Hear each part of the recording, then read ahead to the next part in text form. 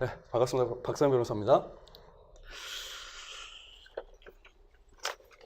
네, 이번 최신 판례 강의에 들어가기 앞서서 수업 진행 방향에 대해서 짤막하게 말씀드리겠습니다. 보통 이제 최신 판례가 이제 변호사 시험 자체에 이제 먼저 많이 나온다는 건 다 알고 계실 텐데, 이 판례 전체 부분이 전 범위에 걸쳐서 지금 나타나 있는 부분이고, 저희가 하는 것이 형사소송법까지도 형사법 전반에 대해서 다 하는 거기 때문에 상당히 어떻게 보면 양이 많습니다. 많은데 그 최신 판례라고 하는 것 중에 좀 비중이 약하거나 그렇게 규출되지 않을 것 같은 그런 판례들도 많이 있어요. 이 부분을 다 하나하나 꼼꼼하게 말씀드리는 것은 제 생각에는 득점 자체는 크게 유효적절하지 않다라는 생각이 많이 들어요. 그래서 어떻게 할 거냐면 해당되는 부분을 말씀드리고 그와 관련되는 중요 쟁점이나 중요 판례가 있는 부분은 제가 빠짐없이 설명드리는 것으로 하되, 앞에 지금 형법 서론이죠, 서설, 이쪽 부분은 과감하게 생략하도록 하겠습니다. 뭐 형법 적성성이나 이런 부분은 양은 많은데 실질적으로 뭐 크게 도움되는 것 같지는 않아요, 제가 봤을 때는. 그래서 여러분도 뭐 좀 과감하게 한 문제 틀린다 이런 각오로 편하게 그냥 넘어가시는 게 낫지 않을까 하는 생각을 가지는데, 자, 어찌됐든 간에 그렇게 좀 진행하도록 하겠다, 이런 부분 좀 양해 부탁드린다는 말씀하면서 진행하도록 하겠습니다. 33페이지에 2017년 전압 판례 부분이 하나 있어서 그 부분 하나 살펴보고 들어가도록 하겠습니다. 33페이지입니다. 33페이지 14번이죠. 자, 첫 번째 줄부터 읽어 나가겠습니다. 자, 형법 제7조는 자, 밑줄. 자, 외국에서 형의 전부 또는 일부가 집행된 사람에 대해서는 어떻게? 전부 또는 일부 선고하는 형에 산입한다가 되어 있어요. 산입한다. 이것도 형법 개정된 조문입니다. 33페이지입니다. 14번. 자, 이전에는 어떻게 되어 있었습니까? 외국에서 형 집행을 받은 자에 대해서는 임의적으로 형 감면할 수 있다라고 되어 있었어요. 이게 헌재에서 위헌 판결 났었죠. 왜? 외국에서 살다 왔는데 왜 임의적으로만 이렇게 산입해야 되지? 문제가 제기됐던 겁니다. 그 부분에 대해서 어떻게 산입한다라고 해서 필수적으로 면제해줘야 되는 것처럼 바뀌었어요. 근데 중요한 것은 해당 판례는 이 부분이 아니에요. 어디에 초점 맞춰져 있냐면 형의 전부 또는 일부가 집행된 사람의 그 개념 자체에 대해서 문제가 됐던 겁니다. 자, 그래서 그 두 번째 밑줄 친 그 부분에 보면, 자, 외국 법원의 유죄 판결에 의해서라고 해서 고득체 부분들 나타난 부분이 있죠. 핵심 이겁니다. 유죄 판결에 의해서 형을 집행받은 자를 의미한다 이겁니다. 자, 그럼 뭐는 아니라는 거예요? 형사사건으로 외국 법원에 밑줄 기소가 되었다가 무죄 판결을 받은 사람은 이 형법 제7조의 혜택을 받지 못한다 이거예요.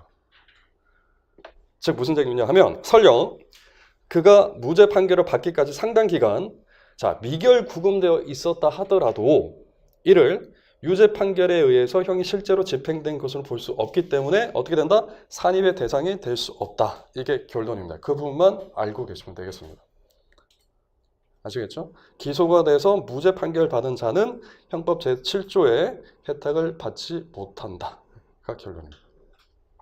자, 이 정도만 보시면 되겠습니다. 그 편에는.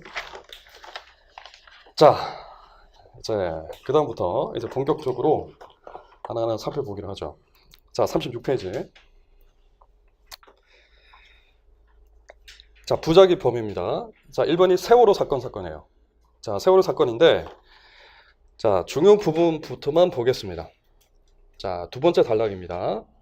자, 나아가 살인죄와 같이 일반적으로 자귀를 내용으로 하는 범죄를 부작위에 의해서 범하는 이른바 부진정 부작위범의 경우에 이 해당되는 그 멘트에서 뭘 바꾸냐면, 객관식은 어떻게 바꾸냐면 일반적으로 자귀를 내용으로 하는 에서 그 자귀를 어떻게 부작위를 내용으로 하는 이라고 해서 오답주로 만들어요.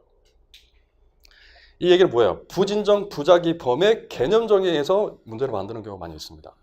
자, 부진정 부작위범 개념이 뭡니까?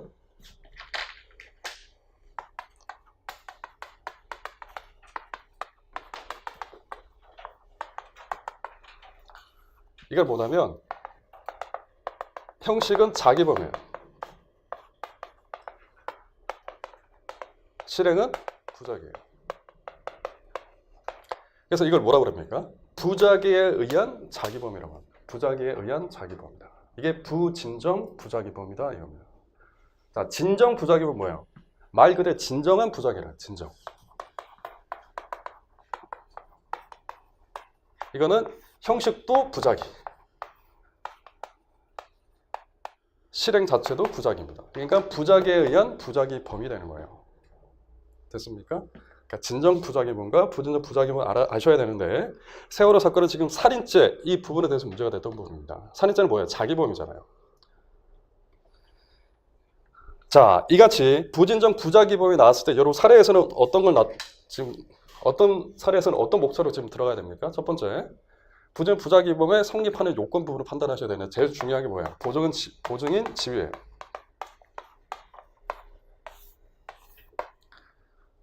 형식설에 따를 것이냐 실질설에 따를 것이냐에 따라서 물론 기준 자체가 틀려질 수 있지만 이게 법률적으로, 이게 개혁적으로, 조리상 어떤 이유에 의해서 보증인 의무가 발생하는 것, 이 부분을 먼저 검토해 주셔야 됩니다. 둘째는 행위 정형의 동가치성입니다.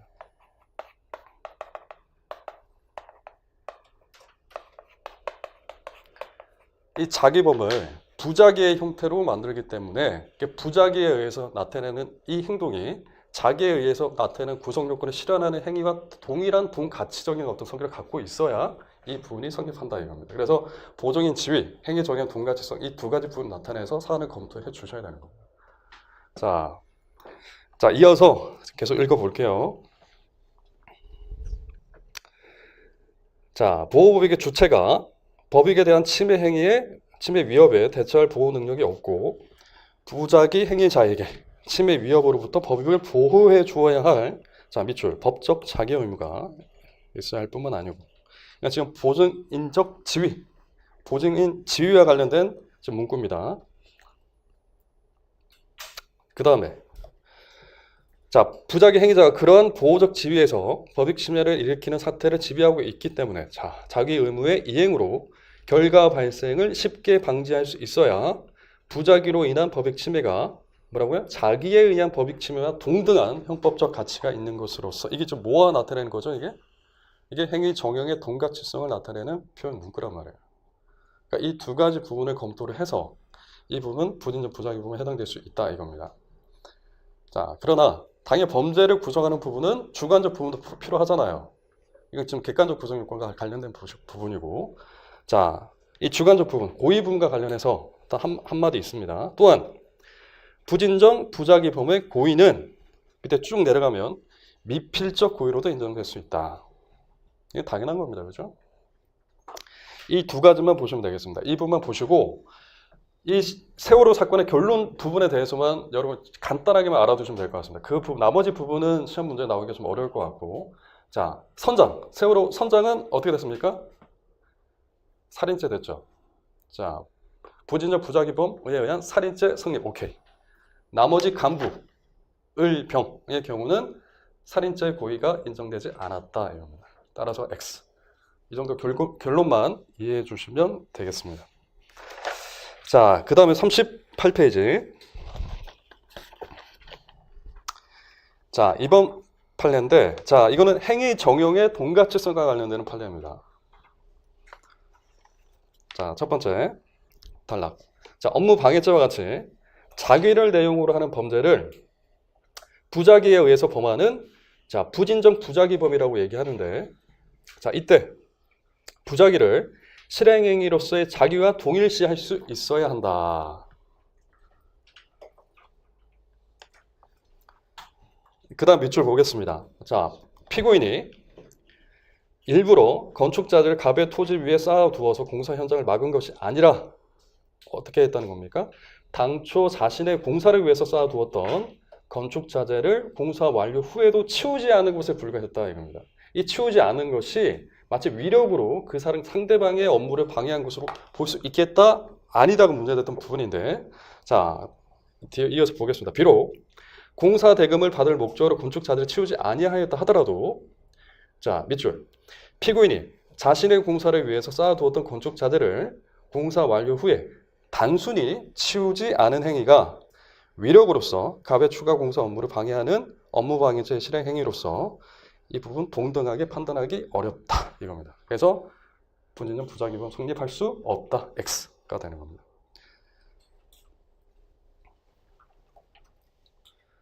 자, 3번 양벌 규정입니다. 이런 부분들은 여러분 하나하나 꼼꼼하게 읽고 있으면 나중에 시험장 가면은 그거는 그냥 바보예요, 바보.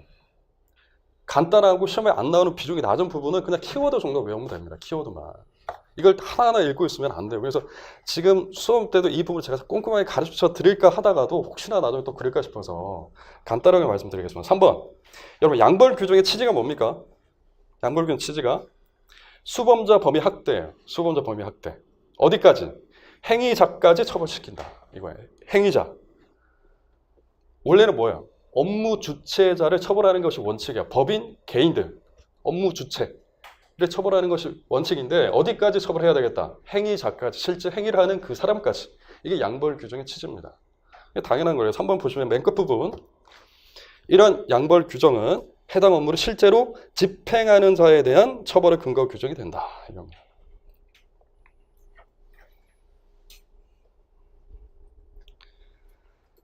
자, 4번입니다. 4번. 구건축법 제108조 제1항입니다. 이것과 관련되는 사안인데, 자, 한번 읽어볼게요. 자, 허가를 받지 아니하고 건축하면 그 건축자 처벌한다. 그리고 같은 법에 어떻게 되냐면 양벌 규정이 나와 있습니다. 자, 개인의 대리인, 사용인, 그 밖에 종업원이에요. 여기서 실행자는 누구입니까? 행위자 누구예요? 대리인, 사용인, 그 밖에 종업원입니다. 그럼 업무 주체는 누구예요? 개인의 업무에 관한, 그러니까 그 개인입니다. 개인. 아시겠습니까? 여기는 법인이 없어요. 보통 업무 주체는 개인 또는 법인인데 여기서는 지금 개인이라고 되어 있습니다. 이 개인이라고 되어 있기 때문에 이게 지금 문제가 지금 발생했던 겁니다. 자, 이때 위반을 하면 어떻게 된다? 행위자를 벌할 뿐만 아니고 그 개인에게도 해당 조문의 벌금에 간다라고 되어 있어요. 자, 그런데 자, 이 고용인의 실질적으로 그러니까 이 개인을 고용했던 그 실질적인 당사자가 누구였냐면 법인격 없는 사단이었습니다. 교회였습니다. 자, 법인격 없는 사단에 고용된 사람이, 이 사람이 행위자입니다. 위반 행위를 하였다 하더라도 이 사람 책임이 있어요. 자, 그러면 누가? 그 개인의 업무에 관해서 그 개인에게 양벌규정 처벌시킬 수 있는데 보니까 법인격 없는 사단이네요. 개인이 아닌데? 그래서 어떻게 구성했냐면 법인격 없는 사단을 구성하는 그 대표, 그 사람을 개인으로 본다 이거예요. 그래서 법인격 없는 사단의 구성은 개개인이 위 법 112조에서 정한 개인의 지위에 있다고 보고 의율 했던 겁니다. 이게 될까 안 될까 이거. 법인격 없는 사단의 구성원은 개인이다 아니다. 이게 결론이에요. 개인이 아니다 이거예요. 따라서 누굴 처벌할 수 없답니까? 결론은 그 행위자를 처벌할 수 없다라는 겁니다. 자, 이어서 보겠습니다. 자, 보시면 구체적 사실관계가 나타나는데 밑줄 친 부분을 보겠습니다. 자, 각 교회는 을을 대표자로 한 법인격 없는 사단입니다. 그리고 그 해당되는 행위자인 피고인은 각 교회에 고용된 사람이에요. 자, 위법한 건축 행위를 했겠죠, 행위자가. 그래서 그 양벌 규정에 해당되는 그 개인을 찾으려고 보니까 법인격 없는 사단이네? 이거 안 될 것 같은 거예요. 그래서 어떻게 했다? 그 대표자를 을을 개인으로 보고 지금 기소도 하고 지금 처벌하려고 했던 것인데 된다 안 된다? 안 된다 이거예요. 그래서 양벌 규정에 개인의 지위에 있다고 보아서 피고인을 같은 조항에 의해서 처벌할 수 없다라가 이게 결론입니다. 됐습니까? 이게 너무 어렵게 생각하시면 안 됩니다, 여러분. 법인격 없는 사단의 구성원은 개인이 아니다. 이렇게 생각하시면 됩니다. 따라서 행위자를 처벌할 수 없다. 이게 결론입니다. 제가 단언컨대 일주일 뒤면 이거 아리까리 하실 거예요. 그러니까 이 부분 이해하려고 하시지 마시고 이거는 이렇게 간명하게만 이해하시고 넘어가시면 되겠습니다. 자, 40페이지. 인과관계와 객관적 기소입니다. 자, 해당되는 범죄가 일반 교통방해 치사상죄가 문제됐던 부분인데, 자, 밑줄 보겠습니다. 교통방해 행위가 피해자의 사상이라는 결과를 발생하게 한, 자, 유일하거나 직접적 원인이 된 경우만이 아니라 그 행위와 결과 사이에 피해자나 제3자 가실 등의 다른 사실이 게재된 경우에도 그 같은 사실이 통상 예견할 수 있는 것이라면 상당 인과관계를 인정할 수 있다. 여러분, 결과적 가정법에서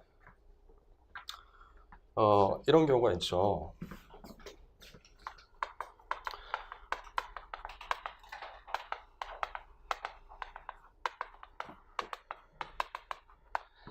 이걸 기본 범죄라고 하고 이 부분을 중간 결과라고 하죠. 기본 범죄와 중간 결과 사이는, 자, 이게 유일한 원인이어야 되는 겁니까? 그럴 필요가 없다는 거예요. 다른 사실, 다른 중간 부분이 게재가 된다 하더라도, 즉 피해자의 행위나 제3자 행위가 게재된다 하더라도 어떻게 이 부분 충분히 예측할 수 있는 사정이라고 생각이 들면 당연히 이 부분에 대한 인과관계 인정된다라는 게 결론입니다. 자, 그런데 본 사안은 어떤 사안인지 한번 보겠습니다. 두 번째 판례. 자, 피고인이 고속도로 2차로를 따라서 자동차를 운전하다가 1차로를 진행하던 갑의 차량 앞에 급하게 끼어든 후에 곧바로 정차를 해서 갑의 차량 및 이를 뒤따르던 차량 2대가 연이어 급제동해서 정지했습니다. 그 뒤를 따라오던 을의 차량이 앞의 차량들을 연쇄적으로 추돌을 해서 을을 사망케 해서 나머지 사람들에게도 상해를 입혔던 사안이다. 자, 이때 을의 사망에 대해서 책임을 질 수 있겠는가가 문제됐던 겁니다. 될까 안 될까요?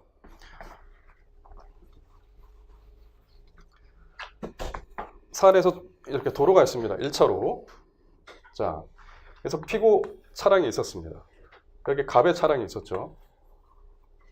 그 뒤에 차량이 2개가 있고 여기 을의 차량이 있었습니다.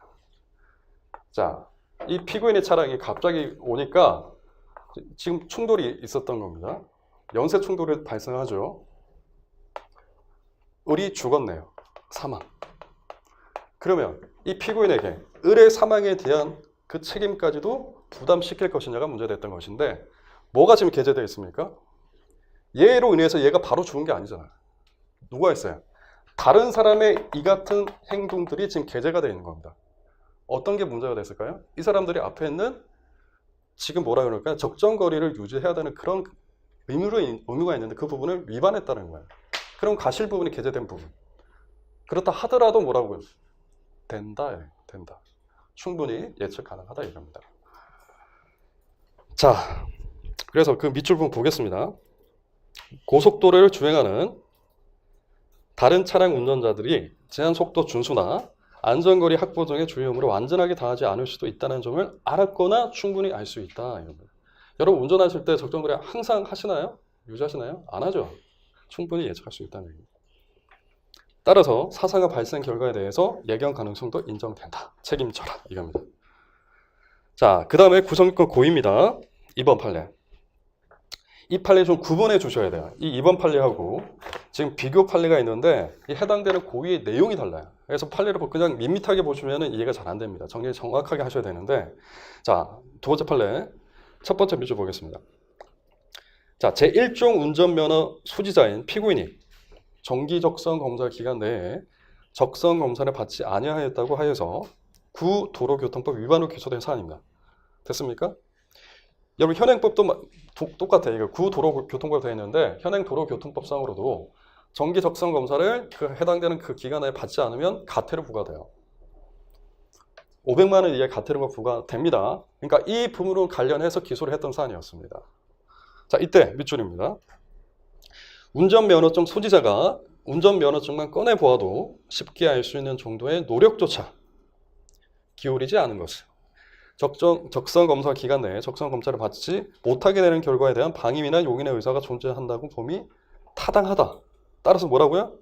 받지 않는 데 대해서 미필적 고의 인정된다 이겁니다. 따라서 이 부분에 대한 가태료 부과할 수 있다는 얘기입니다. 그러니까 뭐와 구분해야 되냐면 비교 판례와 구분하셔야 돼요. 이 판례가 더 중요한 거죠.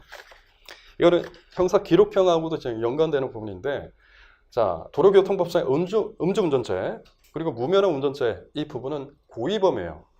과실범이 아닙니다. 고의범이에요. 따라서 그 고의 부분을 우리가 입증을 해야 되고 우리가 또는 방어를 해야 되는데, 자, 비슷한 판례가 있어요. 첫 번째 판례. 여러분 적성검사 받지 않으면 어떻게 돼요? 면허 취소됩니다. 첫 번째, 운전면허증 안면에 적성검사 기간이 기재가 되어 있고 뒷면 하단에는 경고 문구가 있어요. 이러이러한 일정한 기간 내에 적성검사를 받지 못하는 경우에는 어떻게 된다? 면허가 취소된다. 자, 면허가 취소됐다는 사정도 모르고 계속해서 운행했던 거야. 당연히 무면허 운전자로 기소가 됐겠죠. 이때 뭐라고 항변합니까? 나는 몰랐어요 라고 얘기합니다. 몰랐어요. 자, 어떻게 됐습니까? 피고인의 정기적성검사 미필로 면허가 취소된 사실을 미필적으로나마 인식하였다고 추단하기 어렵다. 이거예요. 어렵다. 아까는 뭐였습니까? 아까는 적성검사 갱신을 받지 않았을 때 가태료를 받는다는 그 부분에 대해서는 당연히 미필적 고의가 인정된다. 이건 당연한 것이고 사안이 작잖아요. 조그맣잖아요. 그러나 무면허 운전죄 같은 경우는 벌금 전가가 된단 말이에요. 전가가. 그 같은 경우에 대해서는 사소하게 이런 부분을 몰랐다 해서 이 무면허를 하겠다는 고의까지 있다라고 단언해서 추정하기가 어렵다 이겁니다. 그런데 이에 대비되는 판례가 또 있어요. 두 번째 판례. 그게 밑줄이 있습니다. 이미 적성검사 미필로 면허가 취소된 전력이 있는 경우는 또 다르게 봅니다. 한 번 취소가 됐어요. 적성검사 기간 내에 안 받았기 때문에 그 같은 사람에게 대해서는 무면허에 대한 운전에 대한 고의 인정할 수 있다는 겁니다. 그 부분 구분하셔야 됩니다.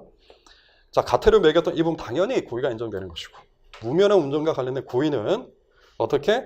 원칙적으로는 중간사안이기 때문에 안 한다. 그러나 일전에 이 같은 사유로 취소된 전력이 있었다면 미필적 고의가 인정된다. 정리할 수 있겠죠. 자, 3번은 너무 간단한 겁니다. 보시면 라바콘 3개 설치해놓고 신호수도 지금 배치를 했습니다. 그러니까 지금 주의할 거 다 했습니다. 그렇기 때문에 업무상 주의 의무를 위반하였다고 보기 어렵다 이겁니다. 이런 문제는 시험에 나올 수가 없어요. 뭐 이건 당연한 얘기를 하는 거기 때문에. 자, 그 다음에 4번 판례인데 이게 여호와 증인 사건입니다. 자, 첫 번째 단락. 자, 환자의 명시적인 수혈 거부 의사가 존재. 거기에 밑줄 쳐야 돼요. 첫 번째, 수혈 거부 의사가 존재했습니다. 그래서 어떠한 경우에도 어떠한 응급사항이 발생한다 하더라도 나에게 수혈을 하지 마세요 라고 얘기를 하고 그 각서까지 받아놨어요. 근데 실제로 또 응급사항은 발생합니다. 자, 그 수술 과정에서 수혈을 하지 않으면 생명에 위협이 발생되는 응급 상태가 발생했습니다. 그때 의사 고민되겠죠. 좀 피를 넣어야 되는데 어떻게 해야 되지? 막 고민하고 있습니다. 그때 그 각서가 생각이 났어. 절대 자기 손을 붙잡고서 절대 저에게 피를 수혈하면 안 됩니다 라고 얘기했던 그 사람의 모습이 생각이 나서 안 했다는 거예요. 그러니까 그 안 했던 그 의사에게 업무상 과실 책임을 물을 수 있겠는가의 문제입니다. 될 수 있을까요? 안 되게? 안 된다. 과실이 없다는 얘기입니다. 과실이 없다. 이게 결론입니다. 맨 끝에 보시면 자, 직업적 양심에 따라 환자와 양립할 수 없는 두 개의 가치 중에 어느 하나를 존중했다는 거예요. 리스펙트 했다는 거예요. 따라서 그때는 이런 행위는 처벌할 수 없다. 업무상 과실 부분을 인정하지 않았다라는 겁니다. 자, 그 다음 43번, 43페이지. 정당방위입니다. 정당방위. 제가 보니까 이게 생각보다 이 해당되는 책이 중요 판례 위주로 선별이 좀 안 된 부분이 좀 많아요. 차라리 없었으면 좋겠다 하는 판례들도 좀 많이 있고 하다 보니까 이게 지금 금과 옥조처럼 뭐 이걸 다 하나에서 이렇게 지금 뭐 고정관념처럼 강박처럼 생각하실 필요가 전혀 없어요. 그러니까 중요 판례 부분이 있으면 제가 덧붙여서 말씀드릴 테니까 제가 얇게 설명드리는 부분은 그렇게 중요하지 않다. 아니면 그 이전에 훨씬 더 이전에 설명이 됐던 부분이기 때문에 또다시 설명할 필요가 없기 때문에 좀 안 하는 거기 때문에 자, 그렇게 선회해서 이해해 주시면 되겠습니다. 자, 첫 번째. 자, 공무집행 방해죄. 여러분 그 기록도 마찬가지예요. 공무집행 방해죄가 나왔을 때 제일 중요한 부분은 뭐냐면 적법한 공무집행이냐가 제일 중요해요. 그러니까 이 부분을 사안에서 찾아야 돼요. 사례도 마찬가지고 기록도 마찬가지예요. 공무집행이 적법한 걸 전제로 해야 됩니다. 적법하지 않다면 적법하지 않은 공무집행을 하는 사람에게 폭행 때렸어요. 그 사람을. 그럼 공무집행 방해죄가 됩니까? 안 되죠. 왜 안 됩니까? 구속요건 해당성이 없기 때문에 안 돼요. 그죠? 공무집행 방해죄는 적법한 공무집행을 전제로 하는 사람에게 때려야 되는 것인데 그렇지 않기 때문에 구속요건 해당성이 없어. 자, 그렇게 때렸는데 그 사람이 상해를 입었습니다. 그 상해는 당연히 성립하지 않죠. 그 이유는 뭘까요? 이건 정당방위이기 때문에 안 되는 거예요. 위법성 조각되게. 왜? 불법한 체포를 하고 있어요. 그건 나에게 있어서는 뭡니까? 나에 대한 현재의 부당한 침해입니다. 그 부당한 침해에 대해서 방해한 거기 때문에 이건 정당방위에 해당돼요. 그래서 위법성이 조각돼서 안 된다. 자, 결론은 동일하지만 근거가 다릅니다. 하나는 구속요건 해당성이 없어서 안 되고 상해죄는 위법성이 조각되기 때문에 안 된다. 자, 당연히 첫 번째 문단을 보시면 경찰관이 적법 절차를 준수하지 않은 채 실력으로 현행 범위를 연행하려 하였다면 적법한 공무집행을 할 수 없죠. 이게 당연합니다. 밑에 부분도 상당한 이유가 있어요. 방해 행위는 상당성이 있어야 되죠. 그 상당성이 있으면 정당 방해가 된다라는 당연한 얘기가 있습니다. 자, 두 번째 판례입니다. 자구행위예요. 여러분 자구행위가 인정된 형법 판례 본 적 있나요? 없어요. 기본적으로. 그래서 자구행위는 안 돼요. 기본적으로. 자, 보시면 첫 번째 문단. 민법 제209조 제2항 전단에는 자, 어떻게 되냐면 점유물이 침탈되었을 경우, 특히 부동산일 때는 자, 점유자가 침탈당했습니다. 그때 뭐라고요? 즉시. 그 즉시의 해석과 관련되는 부분입니다. 이 판례는. 가해자를 배제를 해서 바로 탈환할 수 있다. 자력구제 중에서 특히나 부동산이 점유 침탈을 당했을 경우에는 어떻게? 즉시하는 경우는 가능하다. 그럼 즉시의 개념이 뭐냐? 자, 굵은 글씨체로 된 자력 탈환권의 행사가 즉시에 이루어졌는지 이 부분은 쭉 읽어보시면 물리적 시간의 장단은 물론 여러 가지 사정을 고려를 해서 법적 안정 내지 평화를 해하거나 자력 탈환권의 남용에 이르는 것은 아닌지 함께 살펴 판단해야 된다. 이건데 구체적 사실관계를 보겠습니다.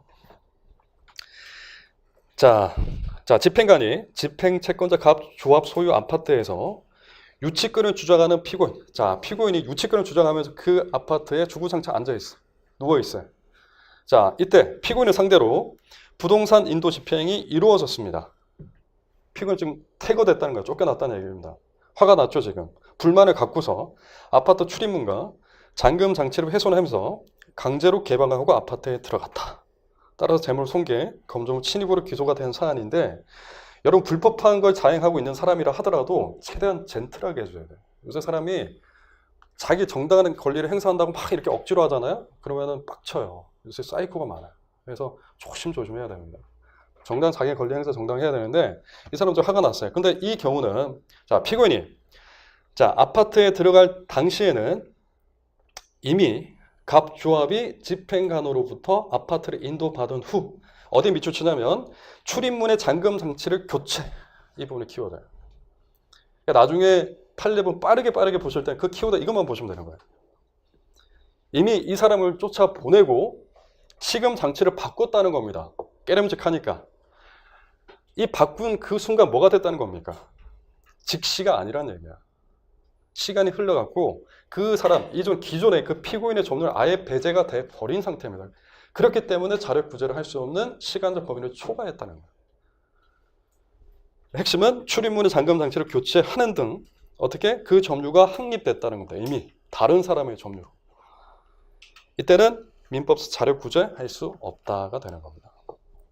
자구행위 당연히 안 되는 겁니다. 따라서 자, 이어서 보겠습니다. 44페이지. 그러니까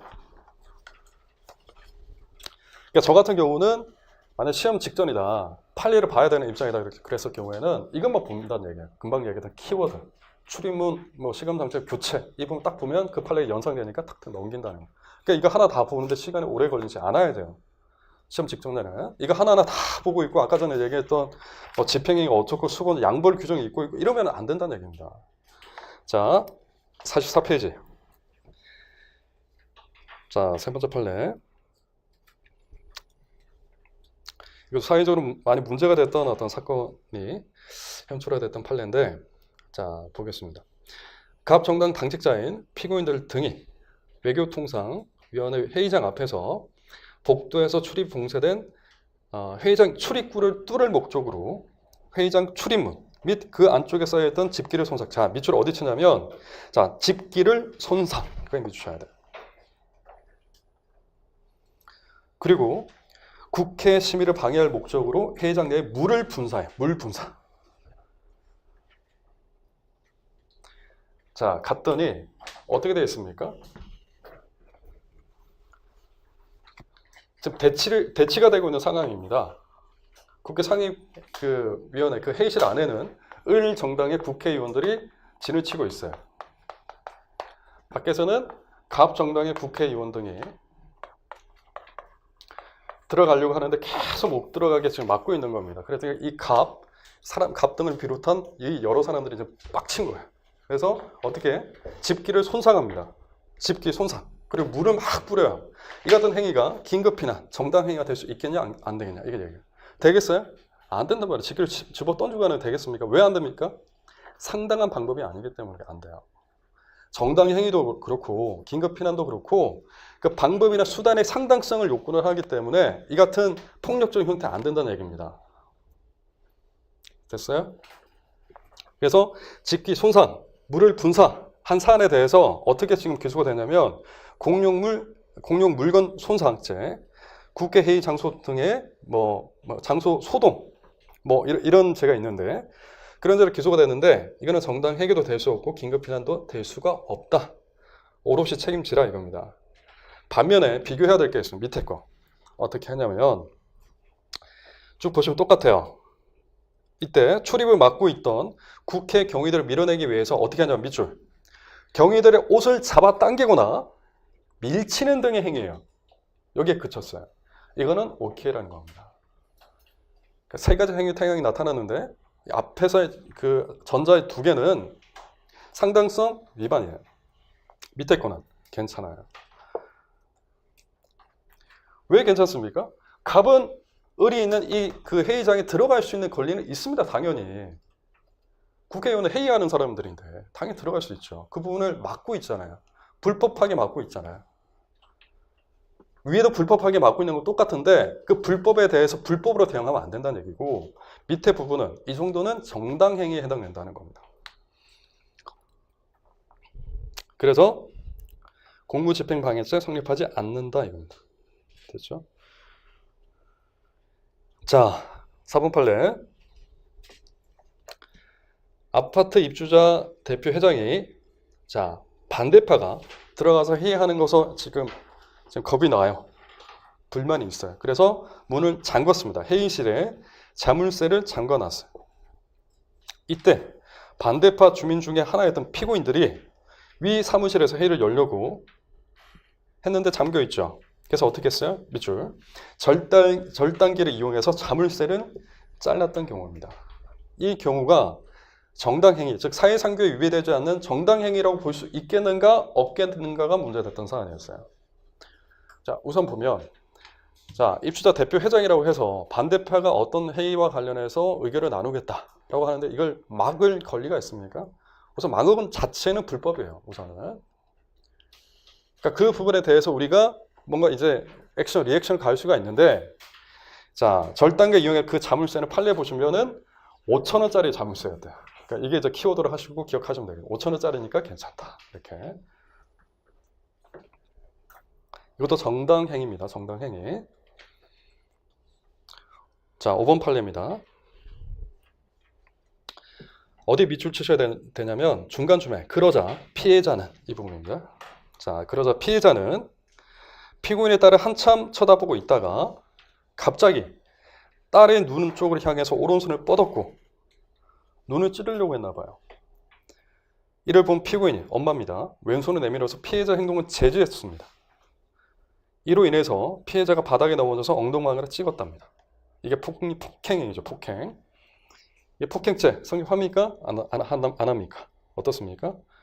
밑줄 부분 보시면 소극적인 방어행위에 해당된다. 소극적인 방어행위. 따라서 이를 사회상규에 위배되는 행위라고 보기 어렵다. 즉 정당 행위로서 위법성이 조각된다 이겁니다. 엄마가 자기 딸을 눈 찌르려고 하는 그 부분 피하려고 살짝 밀었어요. 그건 괜찮다는 얘기잖아요.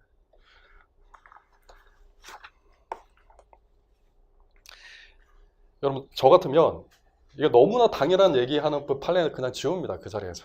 그냥 X. 나중에 읽어봐도 당연히 뻔한데 이거 헷갈릴 이유가 없잖아요. 자, 그 다음 6번 판례인데 보겠습니다. 이거 좀 독특한 판례입니다. 2017년도 판례인데 이거 객관적으로 충분히 넣을 만한 부분인 것 같아요. 자, 음란물이 자 꼼꼼하게 읽어보죠. 음란물이 그 자체로는 문학적, 예술적 등등의 교육적 가치를 지니지 아니한다 하더라도 자, 음란성에 관한 논의의 특수한 성격 때문에 자, 그에 관한 논의의 형성 발전에 위해서 이 표현이 중요해요. 문학적, 예술적, 사상적, 과학적, 의학적, 교육적 평등과 결합되는 경우가 있답니다. 이런 형태가 그 자체는 아니라 하더라도 결합되는 경우가 있대요.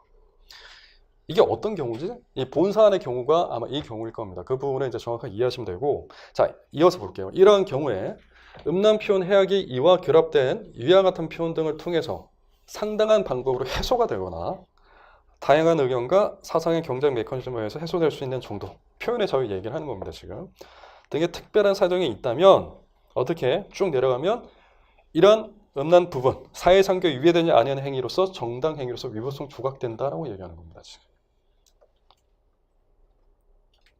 그러니까 구체적 사례를 알아야 되죠. 어떤 경우였는지 보겠습니다.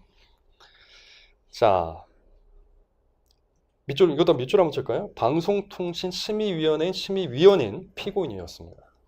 그냥 일반인이 아니에요. 자, 이 피고인이 자신의 인터넷 블로그에 위원회에서 음란 정보로 의결한 남성의 발기된 성기 사진을 게시했답니다. 그냥 흥미로 일반인이 그냥 올렸던 게 아니에요. 실제 그 심의에 관련했던 그 사람이 관련된 사진을 올린 겁니다. 우선 쭉 보시면 이게 지금 뭐냐면 정통망법상의 음란문 요포죄로 지금 기소가 된 사안입니다. 지금 쭉 보시면 이거 밑줄 한 치겠습니다. 아직 밑줄이 없는데 이어서 있죠. 중간쯤에 이어서 정보통신에 관한 심의규정 제8조 제1호를 소개한 후에 피고인의 의견을 덧붙이고 있기 때문에 자, 사진들과 음란물에 관한 논의 형성 발전을 위한 학술적, 사상적 표현 등이 결합된 결합 표현물이 된 겁니다. 지금 이때는 괜찮다 이거야.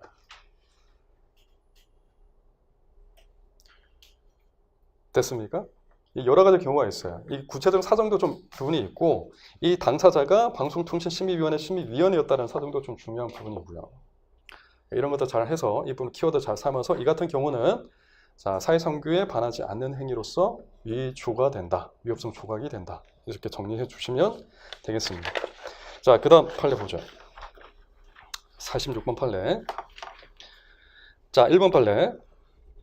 자, 무생물인 옷 등을 자, 여러분 TV 보시면 오타쿠들 많잖아요. 이상한 데 꽂히는 오타쿠들이 있는데 자, 무생물인 옷 등을 성적 각성과 희열의 자극제로 믿고서 이를 성적 흥분을 고취시키는 데 쓰는 자, 밑줄 성주물, 성애증.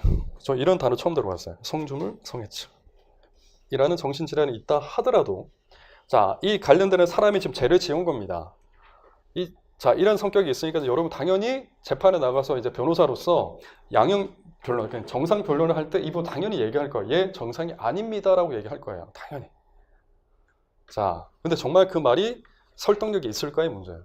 보시면 당연히 형의 감면사유 심신장애에 해당된다라고 하면 주장했을 텐데 자, 심신장애 된다 안 된다?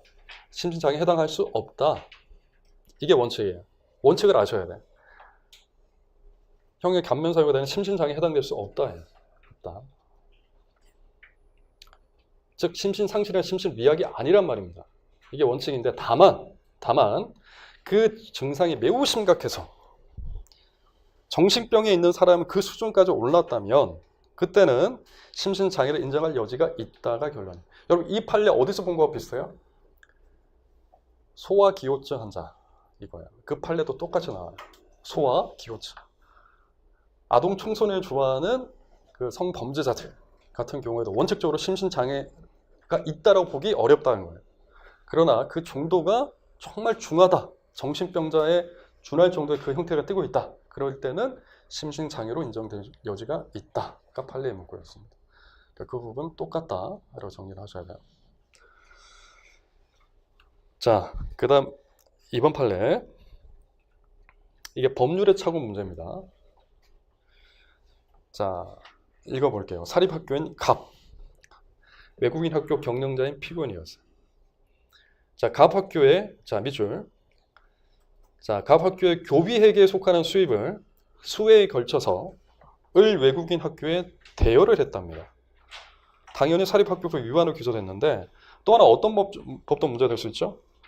이건 업무상 횡령죄도 문제가 될 수 있어요. 어떤 학교 법인의 특히 교비회계에 속하는 그 자금은 아주 엄격한 목적과 용도가 정해져 있는 자금일 겁니다. 따라서 이 부분을 임의로 대여해준다? 그럼 그 자체로 불법 영역에서 인정되고 업무상 횡령 인정되기 때문에 업무상 횡령죄가 될 겁니다, 보통은. 자, 여기는 사립학교법 위반을 지금 기소를 했는데 어찌 됐든 간에 지금 이 변호사가 뭘 주장했냐면 변호인이 이 사람 피고인이 외국인이었어요. 우리나라 말을 몰라요. 그래서 우리나라 말도 모르는 외국인이고 그리고 그 당시에 보니까 변호사들로부터 어떤 조력을 구한 바도 없어요. 그런 거 나옵니다. 중간에 보시면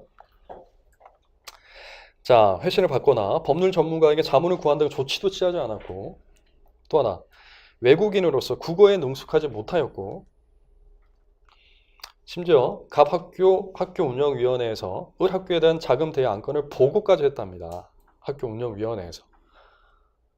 지금 뭘 얘기하는 겁니까? 이러이러한 유리한 사정이 있으니 이 부분을 좀 반영해달라 이겁니다. 결론은 안 된다 이거예요. 피고인이 자신의 지적 능력을 다해서 행위의 위법 가능성을 회피하기 위한 진지한 노력을 다하였다고 볼 수 없다. 이거 왜 그래요? 여러분 법률의 착오는 우리 조문에 뭐라고 되어 있습니까?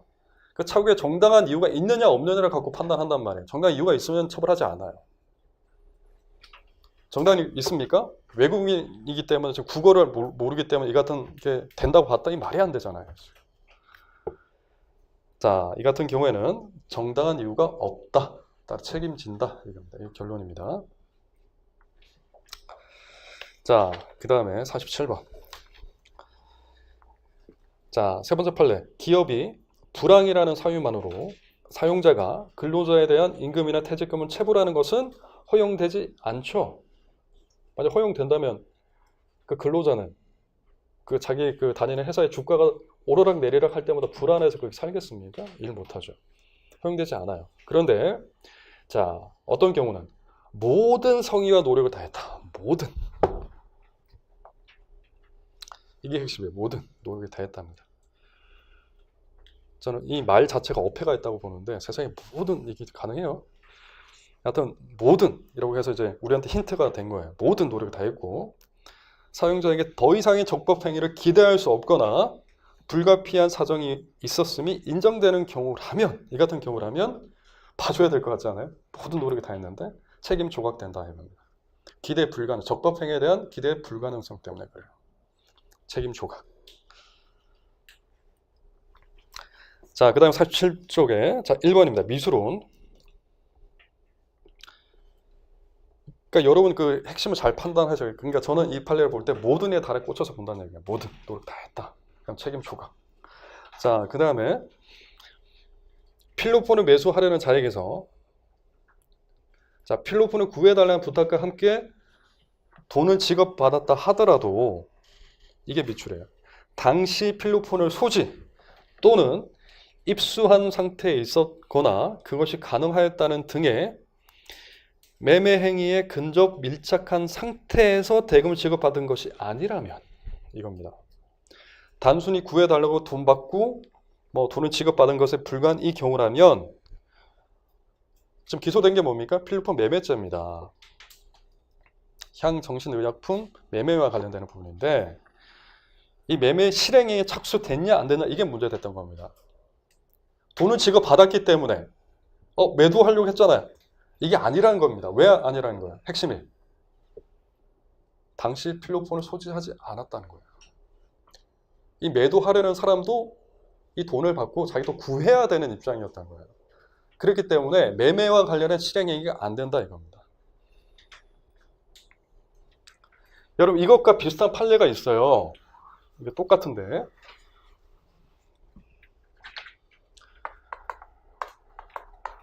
강치 예정인 돈. 자, 갑이 은행을 털 생각이었어요. 은행 강도를 할 생각이었습니다. 지금 희망과 꿈에 지금 부풀어 행복회로 지금 가동되고 있는 거예요. 그 상태에서 미리 다른 은행에 가서 이 돈을 입금시켜 놓을 예금 계좌를 만들어 놓은 겁니다. 미리.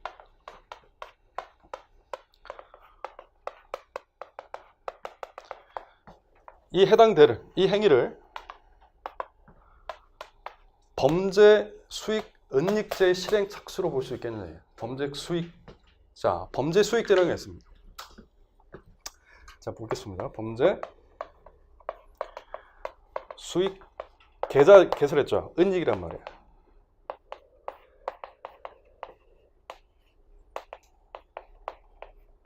볼 수 있을까? 이게 문제가 됐던 판례가 있는데 핵심 뭐다? 강치 예정이라는 거예요. 강치할, 강치 예정인. 이게 강치할이라고 아마 되어 있었을 것 같은데 그 판례는 아직 나한테 그 돈이 없어요. 없는 상태에서 미리 예금 계좌를 만들어 놨다 하더라도 이 부분 실행 착수가 아니란 말이에요. 똑같아요. 필로폰 부분도 아직 자기가 없어요. 지금 소지한 게 아니란 말이에요. 그때 돈을 받았다 하더라도 실행 착수는 아니다. 똑같습니다. 이 부분 같이 정리를 해주시면 되겠습니다. 자, 그 다음 판례 48페이지인데 자, 공범론, 필요적 공범과 관련되는 부분입니다. 1번 이 부분은 보시 마시고 밑에 두 번째 밑줄부터 볼까요? 자, 중개 행위를 처벌 대상으로 삼고 있을 뿐이고 중개 의뢰 행위 자체는 위 처벌 규정대로 처벌 대상이 될 수 없다. 거기 밑줄 쳐야 됩니다.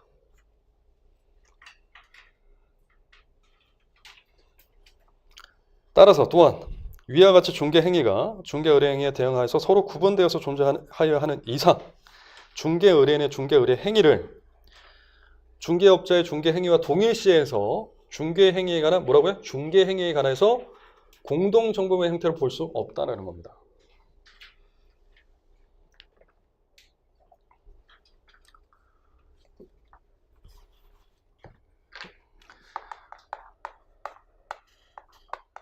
무등록 중개업자가 있어요. 중개 의뢰인이 있습니다. 이때 부탁을 하죠. 내가 어떤 빌라를 갖고 있는데 그 빌라를 전매해달라.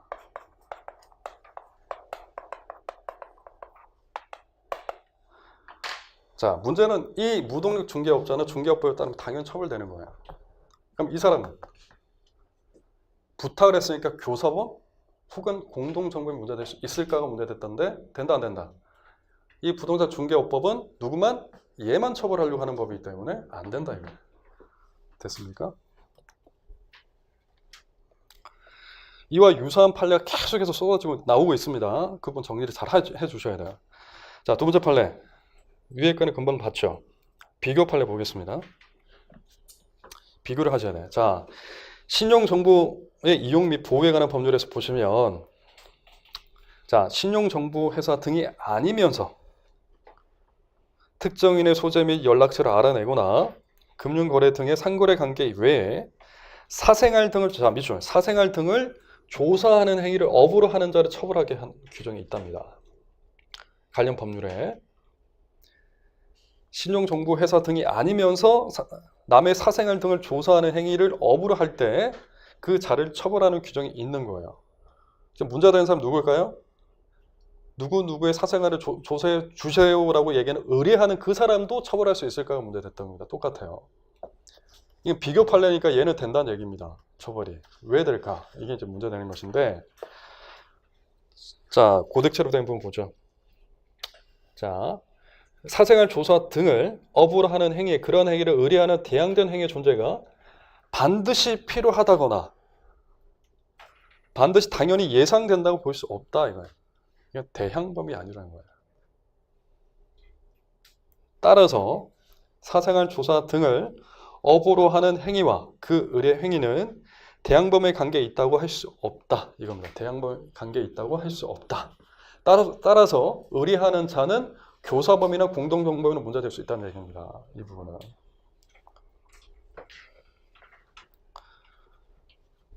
반드시 의뢰를 받아야 남의 사생활을 조사할 수 있는 건 아니잖아요.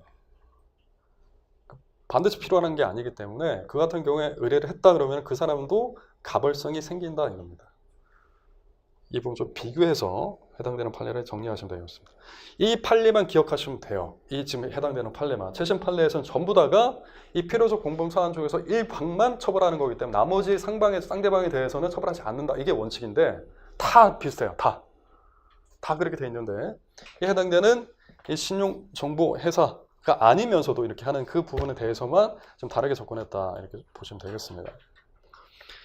판례를 외우실 때는 원칙, 예외가 있어요. 원칙이 많이 있다. 그럼 예외만 보시면 된다는 거예요. 기본적으로. 그 다음에 세 번째 판례 보겠습니다. 세 번째 판례. 이게 변호사법 위반입니다. 여러분 변호사법 위반 많이 되는데 실무적으로도. 자, 변호사가 아니면서도 여러분 공무원 등과 관련해 공무원이 처리하는 그 사건과 관련해서 야 내가 해결해 줄게요. 이렇게 하면 돈 받으면 어떻게 됩니까? 이게 변호사법 위반이에요. 그때 누구만 처벌합니까? 어떻게? 돈 준 사람, 돈 받는 사람. 돈 받는 사람만 처벌하는 거야. 돈 받는 사람만. 자, 보겠습니다. 금품 등의 수수와 같이 2인 이상의 서로 대항된 행위를 존재로 필요하는 관계에 있어서 자, 이게 밑줄 쳐야 돼. 밑줄. 서로 대항된 행위에 존재 필요하는 대항범의 관계에 있어서는 뭐라고요? 형법상의 공범이나 방조범에 관한 형법 총칙 규정의 적용이 있을 수 없다. 이건 기본인 겁니다. 이 가장 중요한 멘트고 자, 필요적 공범 중에 대항범 관계에서는 공범이나 방조범에 관한 형법 총칙 규정이 적용되지 않는다 이겁니다. 형법 사례 문제에서 잘 나옵니다. 여러분 이 부분 완벽하게 정리를 잘 해주셔야 되는데 자, 따라서 금품 등을 공유한 자에게 따로 처벌 규정이 없는 이상 따로 처벌 규정이 없는 이상 그 공유 행위는 그와 대항적 행위를 존재로 필요로 하는 상대방의 범행에 대해서 공범관계 성립되지 않는다. 공범이 아니다 얘기입니다. 오로지 금품 등을 공유한 자의 행위에 대해서만 관여해서 그 공유 행위를 교사하거나 방조 행위도 상대방의 범행에 대해서 공범관계가 성립되지 않는다 이겁니다. 자, 네, 똑같아요. 이게 지금 변호사법 위반과 관련되는 부분인데 위반 사례 이따 보시면은 공무상 비밀 표시, 공무상 비밀 누설, 업무상 비밀 누설.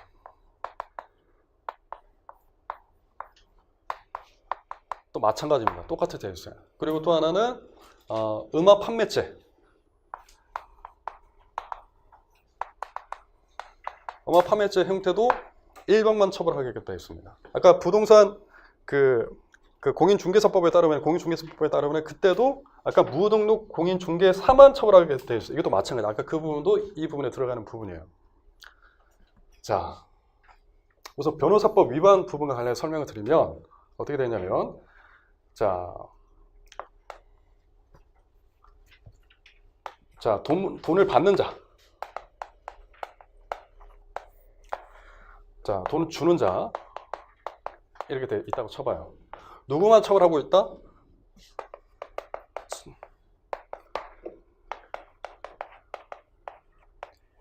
돈을 받는 자만 지금 처벌하는 규정이 따로 있어요. 됐습니까? 얘를 처벌하는 규정은 따로 없습니다. 이때 처벌되지 않는 자의 가담한 자, 예를 들면 갑을이 있었다면 갑을이 뭐라고 얘기하냐면 야, 예를 들면 이 사람이 정말 알아주는 해결사야. 소개를 해주면서 야, 그 사람한테 돈 줘봐. 그럼 네가 지금 고민하고 있는 모든 게 다 해결될 거야. 라고 얘기하면서 계속해서 이 사람은 지금 뭐라 그래? 뻔포질을 하고 있다고 쳐봐요. 그럼 이 사람에 대해서 갑을에 대해서 이 해당되는 변호사법 위반죄의 교사범이나 예를 들면 방조범이나 이런 것들이 성립될 수 있을까? 공동성 성립될 수 있을까? 된다 안 된다? 안 된다. 그 근거는 뭐예요? 우선 이 사람이 없는 걸 가정하고 이 해당되는 이 피해자적 공범 대항범의 관계를 띠고 있는 이 범죄에서는 얘를 처벌하는 규정이 없기 때문에 얘는 무조건 죄가 안 돼요. 죄가 안 되는 사람에게 가담했기 때문에 이 사람도 죄가 안 돼요. 됐어요? 이게 금방 그 판례입니다. 죄가 안 되는 사람에게 가담했기 때문에 얘도 죄가 안 된다. 그럼 반대로 가정적으로 이 판례는 없지만 가정적으로 이 사람을 펌프질을 하면 어떻게 될까요? 돈을 갖고 왔어요. 그래서 이 가불이 그걸 보고 있으니까 야, 저기 돈을 주는데 왜 안 받아? 이 격심한 경쟁사에 네가 살아갈 자격이 없다. 너. 받아라. 이렇게 계속 옆에서 지금 꼬드기고 있어요. 이 경우는 처벌받는 자를 계속해서 펌프질하기 때문에 얘는 처벌된다는 거예요. 그러니까 이 구분을 잘 해주셔야 됩니다. 이러한 형태는 계속해서 바뀔 수가 있습니다. 어떻게? 공무상 비밀 누설과 관련해서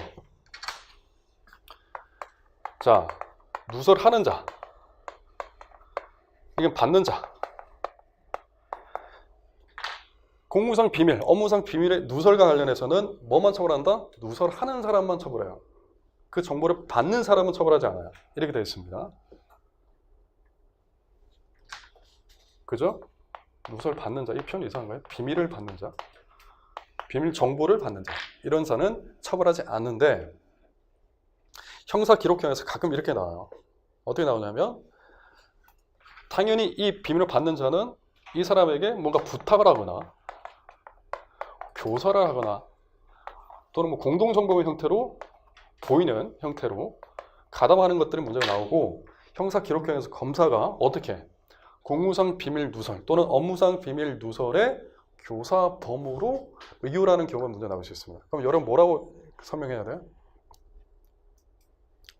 똑같이 얘기해 줘요. 이 대항범의 관계에서는 일방만 처벌하고 얘는 처벌하지 않기 때문에 얘에 대해서는 공범, 형법 총칙상의 공범 규정이 적용되지 않는다. 따라서 전단무죄, 325조 전단무죄에 해당된다가 결론인 거예요. 이 부분 사례 문제로 나올 수 있고 기록형 문제로 나올 수 있으니까 정확하게 정리해 두시면 되겠습니다.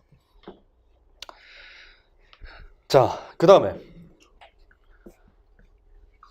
음악 판매도 마찬가지예요. 음악 판매는 뭐냐면 판매자만 처벌하는 거예요. 구매자는 처벌 안 한다는 거예요. 그래서 아무리 구매자가 옆에서 판매자에게 돈을 야 많이 줄 테니까 그 좋은 거 그거 갖고 와 라고 아무리 얘기를 한다 하더라도 이 사람은 교사범이 될 수 없다. 똑같아요. 이런 원칙이 똑같으니까 이런 거 잘 정리하셨다가 절대 쟁점 노력하시면 안 됩니다. 자, 보겠습니다. 그 4번 판례 보죠. 두 번째 판례 보죠. 두 번째 단락 2인 이상이 서로 대항된 행위로 존재를 필요로 하는 대항범에 대해서는 공범에 관한 형법 총칙 규정이 적용될 수가 없다. 따라서 직무상 비밀을 누설받은 자에 대해서는 공범에 관한 형법 총칙 규정이 적용될 수 없다. 따라서 교사범, 방조 이런 게 안 된다는 얘기입니다. 공동정범 이런 게. 자, 넘겨보죠. 50페이지. 50페이지의 5번 부분은 이게 당연한 얘기입니다. 한번 보시면 밑줄만 볼까요? 정치자금 기부한 자와 기부받은 자는 이른바 대항범이죠. 필요 공범관계에 있습니다. 그 다음 밑에 밑줄 정치자금 기부하는 자의 범죄가 성립하지 않는다 하더라도 정치자금 기부받는 자가 이 정자법에 정하지 않은 방법으로 정치자금 제공받는다 의사를 가지고 받았다. 범죄 성립시켰다 하면 당연히 죄가 되는 겁니다. 필요적 공범이 성립되기 위해서는 그 상대방이 반드시 범죄 성립해야 되는 것도 아니에요. 여러분 그 수뢰죄가 되기 위해서 공여죄가 국여죄가 돼야 됩니까 무조건? 아니잖아요. 상관없잖아요. 그러니까 그런 거와 똑같습니다. 자, 교사범 보시죠. 6번입니다. 자, 피고인이 결혼을 전제로 교제하던 여성 갑의 임신 사실을 알고 밑줄 수회에 걸쳐 낙태를 권유했답니다. 우선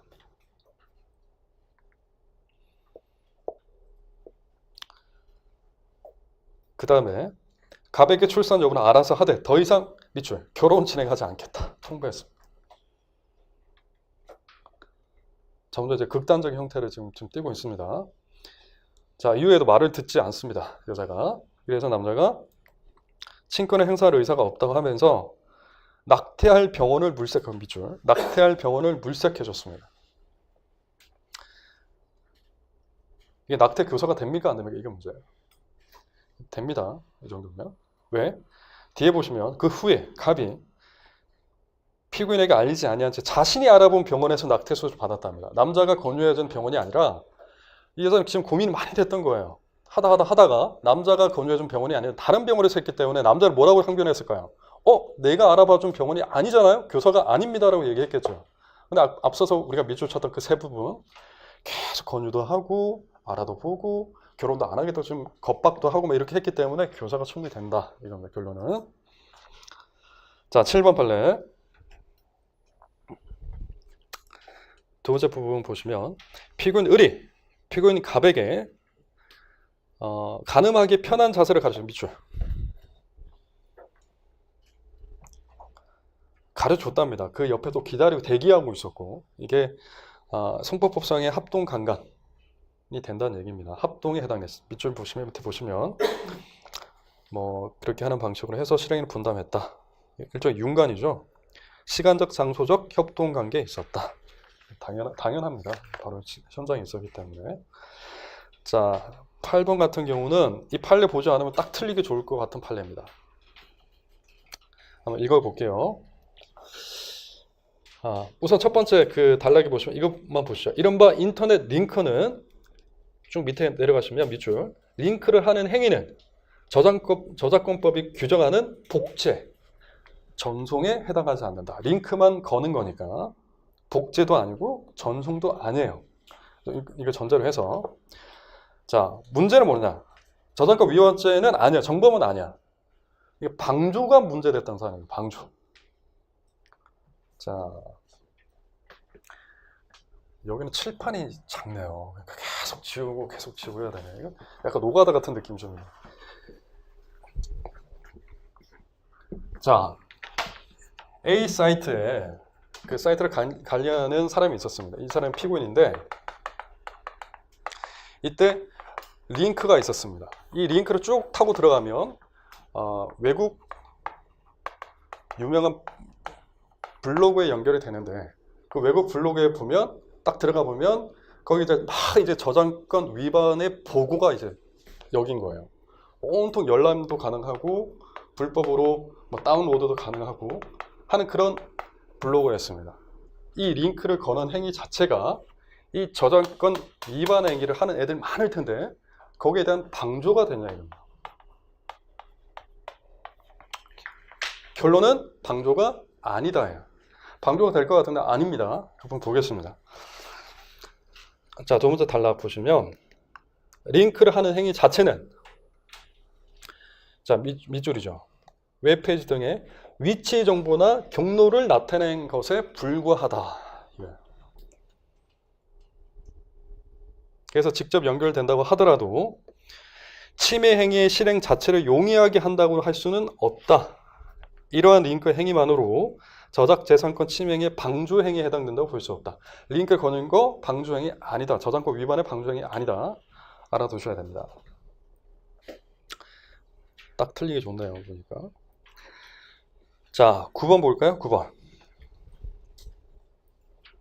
자, 형법 32조 제2항 보시면 종범의 형은 정범의 형보다 필요적 감경이죠. 형보다 감경한다. 감경한다. 여기서 감경한다는 것은 뭐라는 겁니까? 법정형이에요. 법정형을 감경한다. 뭐는 선고형을 감경한다는 것이 아니다 이겁니다. 따라서 결과적으로 봤을 때 종범에 대한 선고형이 더 높아요. 예를 들면 또는 똑같아요. 정범과 뭔가 억울해요 라고 주장한단 말이에요. 판사님 형법 32조 제2항에 보시면 감경한다고 되어 있는데요. 근데 지금 선고받은 형은 똑같네요. 똑같을 수 있습니까? 똑같을 수 있습니다. 예를 들면 이런 경우 많이 봐요. 많이 보는데 정범 같은 경우는 자백을 하고 피해자 합의를 보려고 노력도 하고 엄청 반성하고 눈물도 뚝뚝 흘리고 있어요. 재판장에서. 이 방조범은 너무 낯뜨겁게 가서 저는 절대 얘한테 속아서 그런 것이지 절대 그런 의도가 없었습니다. 얘기하면서 헛기침하면서 판사한테 삿대질하고 막 이렇게 하면 어떻게 될까요? 오히려 더 많이 나오지 않은 걸 다행이라고 생각해야 돼. 그러니까 이런 경우는 당연히 된다. 핵심보다 법정형이 기준이고 선고형은 달라질 수 있다는 겁니다. 자, 그 다음에 10번. 이거는 두 번째 그 내용을 볼까요? 두 번째 단락만 보시면, 자, 의료인이 자격이 없는 일반인의 의료기관 개선 행위에 공모를 해서 강공을 했다. 그럼 어떻게 된다고요? 의료법 위반죄에 뭐가 된다? 공동정범이 된다 이겁니다.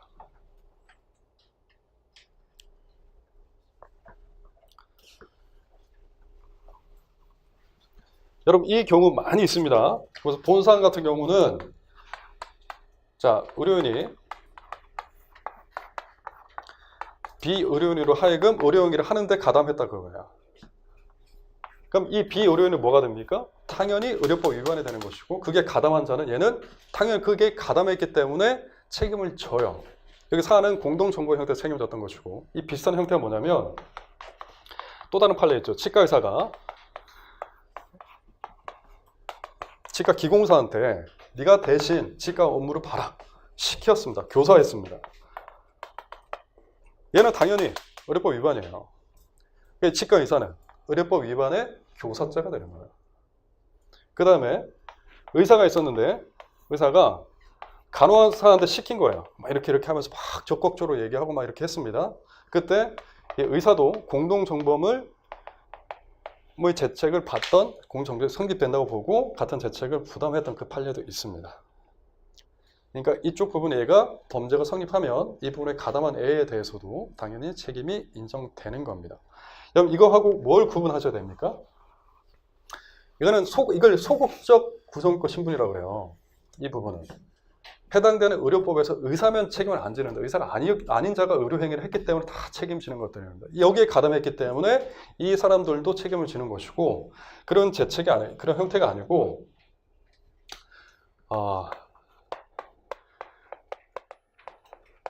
은행 대출 업무를 하는 사람이었습니다. 그런 갑의 그냥 친구였어요. 얘는 신분이 없는 자죠. 비신분자. 얘는 신분자예요. 자, 을이 갑에게 가서 부탁을 합니다. 야 친구, 나 요새 진짜 먹고 살기 힘들다. 나한테 대출 좀 해주라 라고 얘기를 했습니다. 아무리 봐도 을은 대출 자격이 안 돼요. 너무 불쌍하죠. 그리고 갑이 대출 자격도 안 되는 사람에게 불법적으로 이렇게 대출을 해준 겁니다. 갑의 죄책은 업무상 배임죄. 업무상 배임죄가 되죠. 그 배임죄는 타인의 사무 처리자이기 때문에 당연히 신분 있는 자. 거기다 업무가 붙었기 때문에 부진적 신분이 되는 겁니다. 그때 을은 신분 없는 자예요. 아무런 신분이 없어요. 그때 신분 있는 자에게 신분 없는 자 가담했기 때문에 을도 책임이 성립됩니다. 형법 33조에 따라서 책임이 성립돼요. 판례는 어떻게 봅니까? 이때 성립은 판례 태도는 이 형법 33조의 해석과 관련해서 판례는 어떻게 해석하죠? 이게 진정이든 진정신분이든 부진신분범이든 간에 이 부분이 진정신분범이든 부진신분범이든 간에 신분 없는 자에게 대해서도 다 연대해서 성립. 그러니까 본상 같으면 업무상 배임죄에 그대로 성립한다 이거예요. 처벌은 독자적으로. 사는 자 업무상 배임죄니까 배임죄 이 진정신분 그 자체에 대해서는 그대로 있기 때문에 배임죄로 처벌이 되는 거예요. 업무상 배임죄. 이 부분하고 저 부분하고 좀 구분을 해 주셔야 되죠. 뭐가 차이가 있습니까? 이건 신분이 있어야 범죄가 성립하는 범죄들입니다. 이거는 신분이 있으면 범죄가 성립하지 않는 범죄들이에요. 좀 측면이 다르죠. 그러니까 이거는 소극적 신분이고 이건 적극적 신분입니다. 이런 판례 정리 잘 해주셔야 되고, 실제 사례 문제가 나왔을 때는 100% 이런 문제가 나오잖아요. 이거는 이제 객관식 용이고, 이건 객관식 용이고, 사례 문제는 이런 문제가 거의 다 나올 텐데, 보통은 비신문자가 신문자에게 가담하는 형태가 무조건 나와요. 시험 문제가. 시험 문제가 나오기 때문에 여러분 항상 사례 답안지에 뭐부터 들어가야 돼요? 갑의 제천 그대로 판단해 주시면 돼요. 업무성 배임자가 성립하는 그 근거를 들어서 다 논증해 주시면 되고, 을의 제책에 대해서 여러분 얘기할 때 제일 첫 모두가 뭐가 돼야 되냐면 형법 33조 해석부터 들어가셔야 돼요. 비신분자가 왜 책임을 져야 되는지 형법 33조 해석 때문에 그렇다. 이걸 먼저 적어주고 을의 제책 부분을 논해 주셔야 되는 겁니다. 자, 여기까지 하시고 한 10분만 쉬었다가 이어서 하도록 하죠.